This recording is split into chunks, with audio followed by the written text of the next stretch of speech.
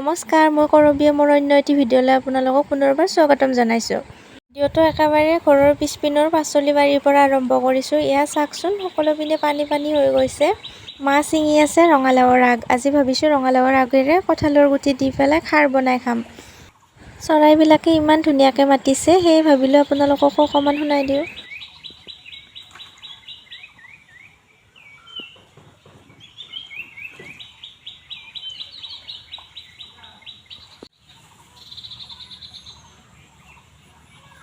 ৰঙালাওৰ আগ চিঙা হৈ গ'ল, এতিয়া মা ঘৰলৈ যাব আহি আছে। আপোনালোকে যদি মোৰ ভিডিঅ'টো চাই ভাল পায় তেতিয়াহ'লে লাইক কমেণ্ট কৰিব আৰু ওচৰতে থকা বেল আইকনটো দবাবলৈ নাপাহৰিব। এতিয়া মই আগবিলাক ভালদৰে চাফা কৰি লওঁ আৰু ৰ'ব, মই এখন তামোল খাই লৈছোঁ ধুনীয়াকৈ। তামোলখন খাই খাই কাম কৰি আছোঁ।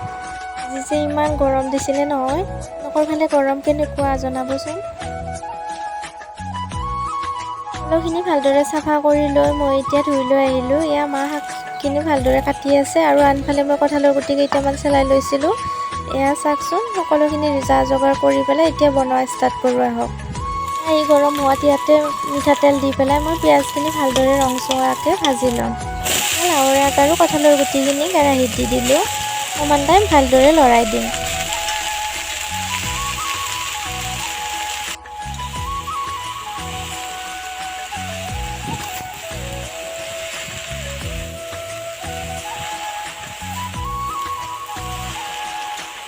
প্ৰয়োজন অনুসৰি নিমখ দি পেলাই অকণমান টাইম ভালদৰে ভাজি ল'ম।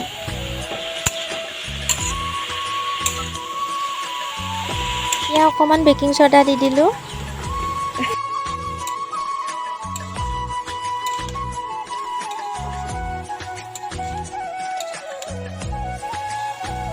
এতিয়া মিহিকৈ পিচি লোৱা আদা, নহৰু, জলকীয়াৰ পেষ্টখিনি ইয়াতে দি দিম আৰু অকণমান টাইম ভালদৰে ভাজি ল'ম।